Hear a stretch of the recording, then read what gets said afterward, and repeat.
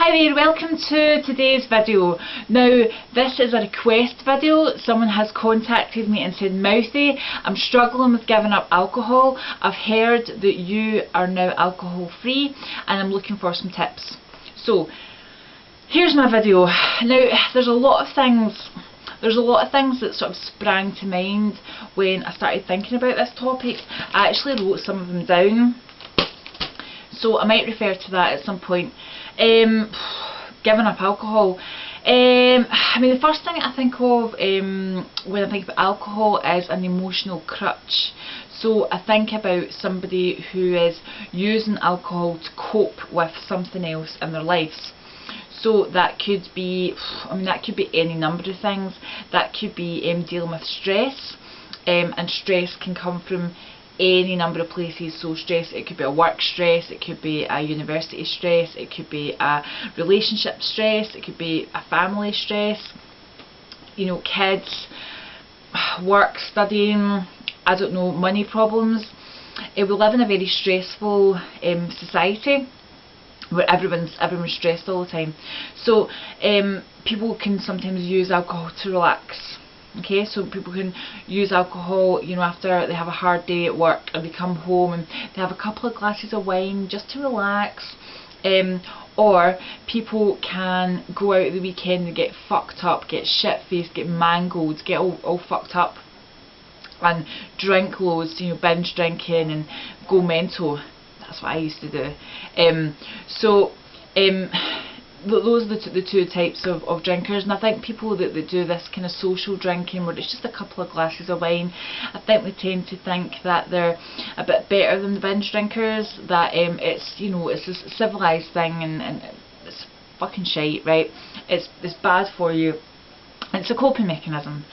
It's a socially acceptable coping mechanism, but it's a coping mechanism.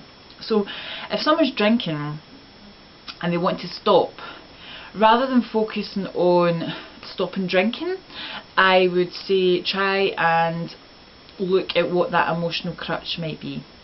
So for example, if you are going out, if you're going out on a Saturday night and you're going out and you don't really feel that confident about yourself, you might not feel confident in the way you look, you might not feel confident in your ability to communicate with other people, you might not feel confident in your ability to fit in with a social group, then that could be a reason why someone drinks, because we all know it relaxes us, it takes away your inhibitions, and it loosens everything up.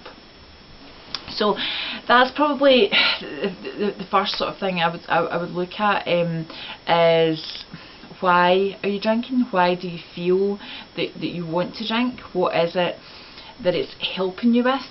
Because in life we all do things for a reason, so there's a reason that you're drinking. If you can find what that is and start analysing that a little bit more, that would probably be a really good place to start. Another thing, well, yeah, I mean, to go into that, I mean, I suppose it depends what the reasons are that you're drinking. But say for example, if it's a confidence issue or self-esteem issue or something like that, then maybe you could look to doing other things that would increase your confidence, that would increase your self-esteem, increase your self-worth, so you don't feel the need to drink. Or if it was the sort of drinking to relax because you're stressed, then try and eliminate some of that stress in your life if you can. It's not always possible. If it's not possible to eliminate the stress, for example, if you're finding your job was stressful, maybe think about moving career, maybe think about a career change or moving jobs. If it's a stressful partner relationship, ditch them. Easy.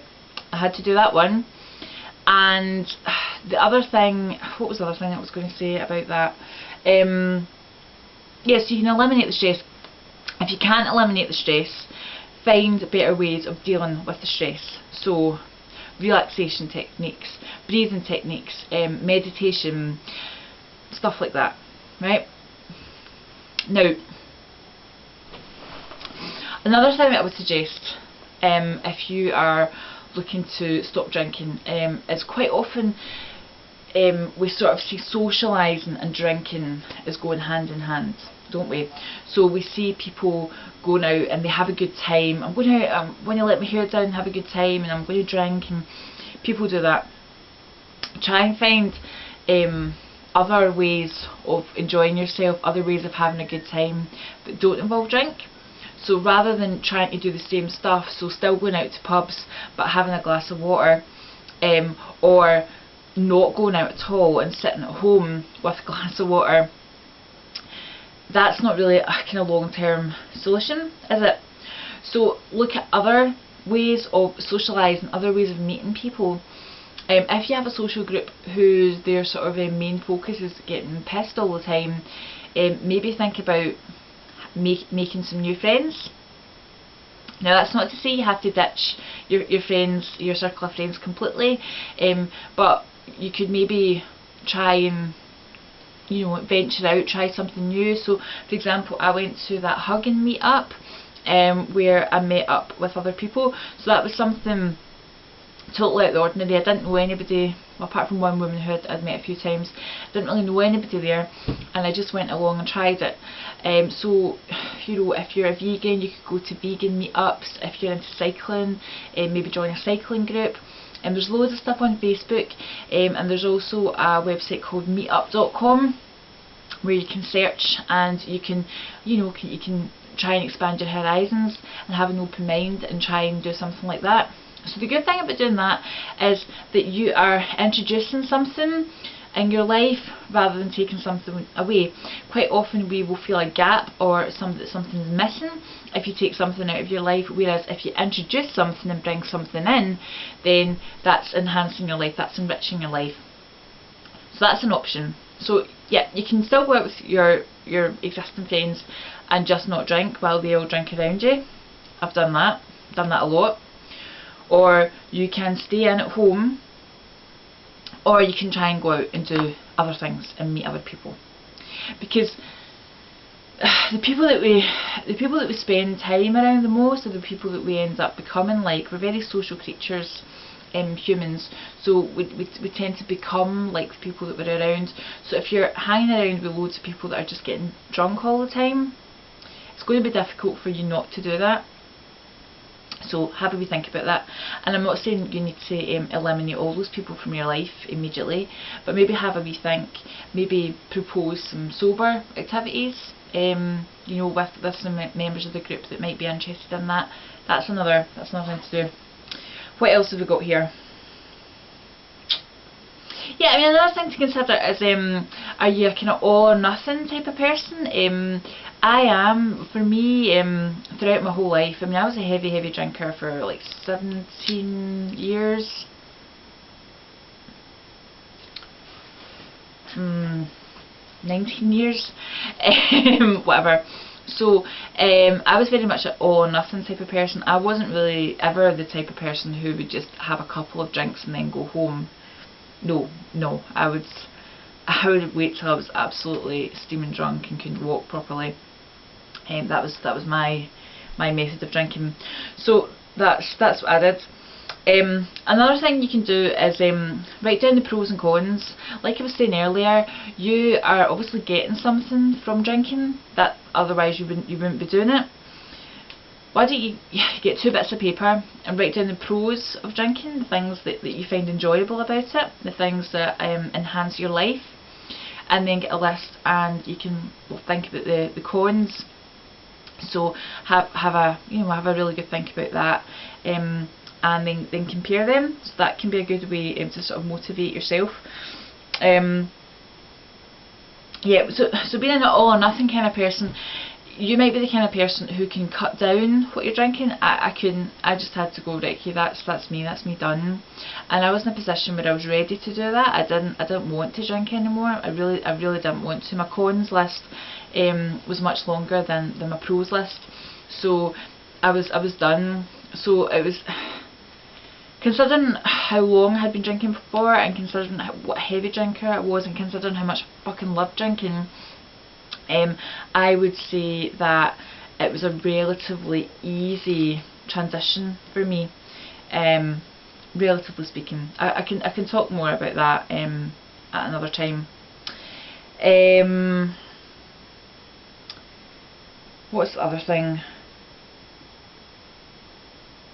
Yeah, so something you might want to do is, I have set myself a 30-day Roto 4 challenge. What you could do is you could set yourself a 30-day alcohol-free challenge, but be gentle enough with yourself that if you do fuck up and you do have a drink, just accept it and then get straight back on.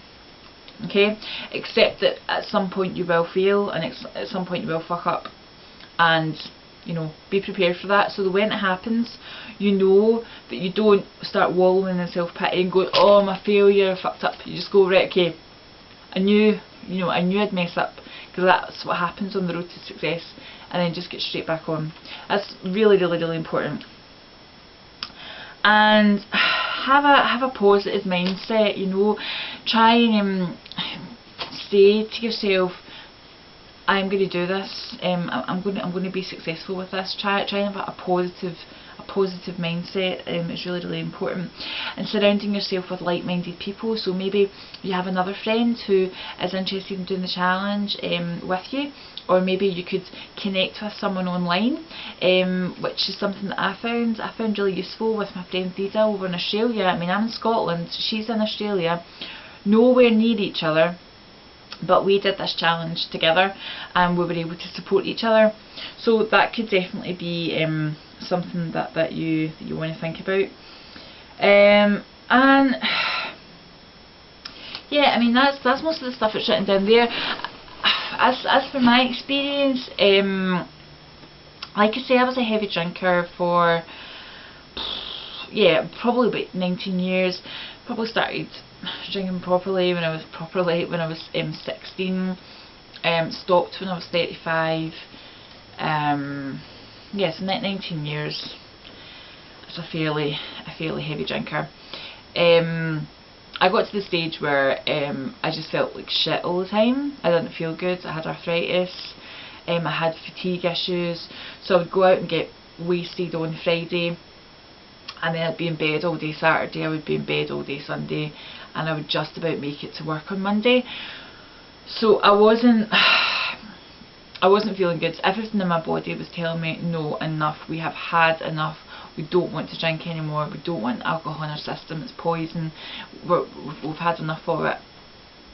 So for me it was a relatively straightforward decision to make, because I knew that, you know, I was done. I was done with it. So I'm not sure if that answers your question. For me, my experiences of being sober for a year, I was going to make another video about that, so I'll look forward to that. But definitely it's you can do this. You can do this. The difficulty is we live in a society where it's seen as normal.